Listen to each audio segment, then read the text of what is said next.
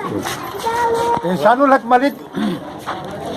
आज मैं जनपद बाराबंकी तहसील फतेहपुर में हूँ और हमारे साथ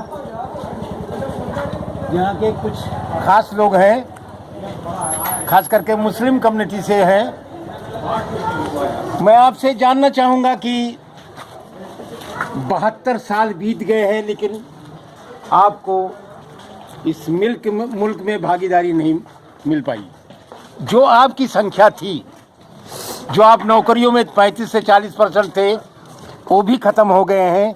कभी आपने भागीदारी के लिए आवाज़ उठाई और नहीं उठाई तो क्यों नहीं उठाई, बताइए।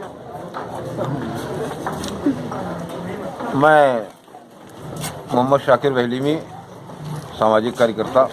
जो आपने सवाल किया है कि 72 साल से मुल्क में जो हमारी भागीदारी थी वो कम हुई है, उस पर आवाज़ क्यों नहीं उठाई जा रही। आवाज़ तो जो हमारे ज़िम्मेदार हैं वो उठाते आ रहे हैं, हम लोग भी उठाते आ रहे हैं। और इस भागीदारी को लेकर हम लोगों ने यहाँ कई प्रोग्राम भी किए हैं और हम लोगों का कार्यक्रम ऐसे चलते रहते हैं। अब सवाल ये उठता है कि जो सरकारें अब तक के आई हैं, उन लोगों ने जो ओबीसी या मुस्लिम कम्युनिटी को लेकर जो हमारी भागीदारी को कम किया है, उसकी मांग तो हम लोगों की चल ही रही है। और जो भी लड़ने आएगा, जो मैदान में आएगा, उससे भी हम लोग ये डिमांड करेंगे कि भागीदारी हमको दी जाए।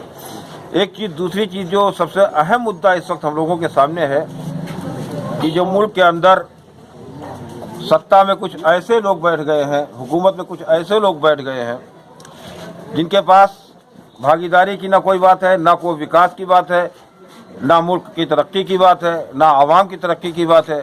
उनके पास सिर्फ और सिर्फ एक मुद्दा है, समुदायवाद। समुदायवाद को लेकर वो सत्ता में आए हों, समुदायवाद को लेकर फिर वो एक बार सत्ता हासिल करके मुल्क को बर्बाद करने पर लगे हुए हैं। तो इसलिए सबसे पहली कोशिश हम लोगों की ये है और सबसे पहला प्रयास ये है कि हमको भाजपा के नेताओं से या भाजपा के लोगों से कोई बैर नहीं है, हमको उनकी नीति से बैर है। इसलिए जो है, जो उनकी नीति है समुदायवाद की, उससे बैर है। इसलिए हम लोगों की सबसे पहली कोशिश ये है कि समुदायवाद पर राजनीति करने वाली पार्टी को और जो अधिकारों का हनन करती है, वैसे अभी आप देख रहे हैं कि हमारे उत्तर प्रदेश के अंदर कम से कम 15 से 20-25 विधायकों ने जो इस्तीफा दिया है,